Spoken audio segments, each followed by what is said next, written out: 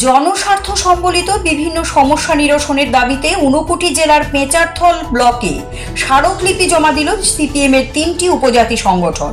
বিশেষ করে মন্ত্রী রতনলাল নাথের পদত্যাগের দাবি তোলেন তারা।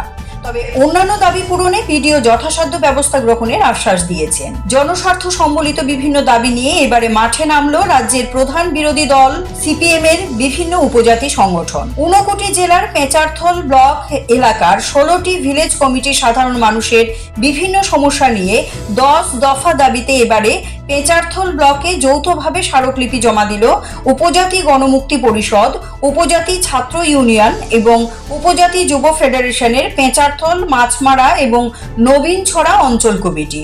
উপস্থিত ছিলেন উপজাতি গণমুক্তি পরিষদ মাছমারা অঞ্চল কমিটির সম্পাদক দেব বাহুন চাকমা, উপজাতি যুব ফেডারেশনের মাছমারা অঞ্চল কমিটি সম্পাদক যুব মোহন রিয়াং, যুব সংগঠনের পেঁচারথল অঞ্চল সম্পাদক শ্যামল চাকমা সহ অন্যান্যরা।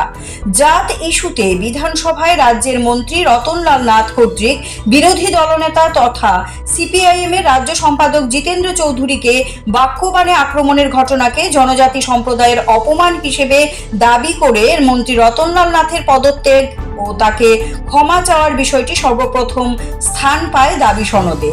এছাড়াও পেঁচারথল ব্লক এলাকায় সমস্ত রেগা শ্রমিকদের বকেয়া মজুরি প্রদান সহ চাকমা সম্প্রদায়ের বিশেষ উৎসব বিজু মেলার আগে পর্যাপ্ত কাজ প্রদান করা, ব্লক এলাকার জল সংকটে থাকা গ্রামগুলোতে জলের ব্যবস্থা করা, এলাকায় বিভিন্ন সমস্যা নিরসন করা এবং মাছমারা এলাকায় বিদ্যুৎ সাবডিভিশন ও কৃষ্ণটিলায় নিগমের কল অফিস স্থাপন করা, এলাকার কয়েকটি রাস্তাকে পিচ রাস্তায় উন্নীত করা সহ আরও কিছু দাবি তোলা হয়।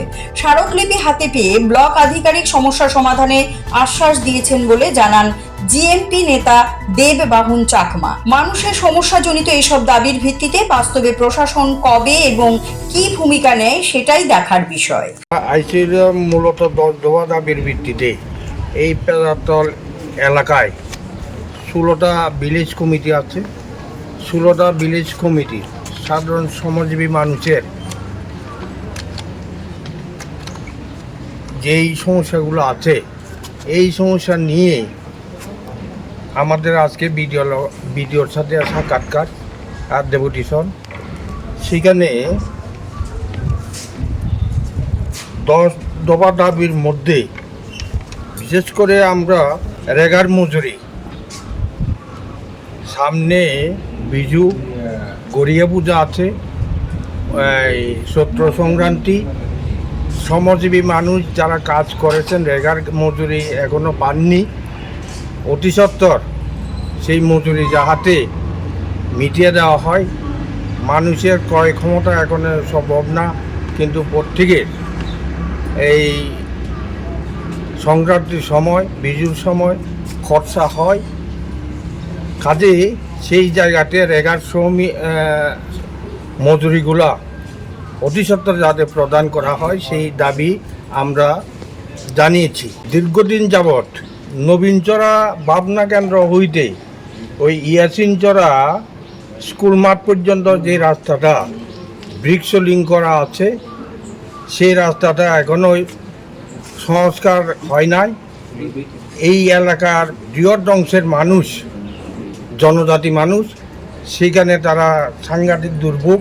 এইদিকে মাছমারা বাজার, এইদিকে পেঁচারথল বাজার। কাজে কিছু কিছু জিনিস তারা ক্রয় বিক্রয় করলেও সেখানে গাড়ি ঢুকে না, রীতিমতো রাস্তাগুলা ভাঙ্গা। কাজে এইগুলা অতি সত্বর সংস্কার করার জন্য, পাকা রাস্তা উন্নীত করার জন্য আমাদের 3টা সংগঠন গণমুক্তি পরিষদ এবং উপজাতি যুব ফেডারেশন, ছাত্র ইউনিয়ন, উপজাতি ছাত্র ইউনিয়ন, এই 3টা সংগঠনের 3টা এলসি আমরা যৌথভাবে সিদ্ধান্ত গ্রহণ করেছি। সেই সিদ্ধান্ত মোতাবেক আজকে ভিডিওর সাথে আমরা সাক্ষাৎ করেছি। ভিডিও সাহেব বলেছিলেন যে তার এখতিয়ারভুক্ত যেগুলো আছে অতি সত্বর এইগুলা ব্যবস্থা করার চিন্তা ভাবনা করছেন। Siri TV, channel for news and entertainment.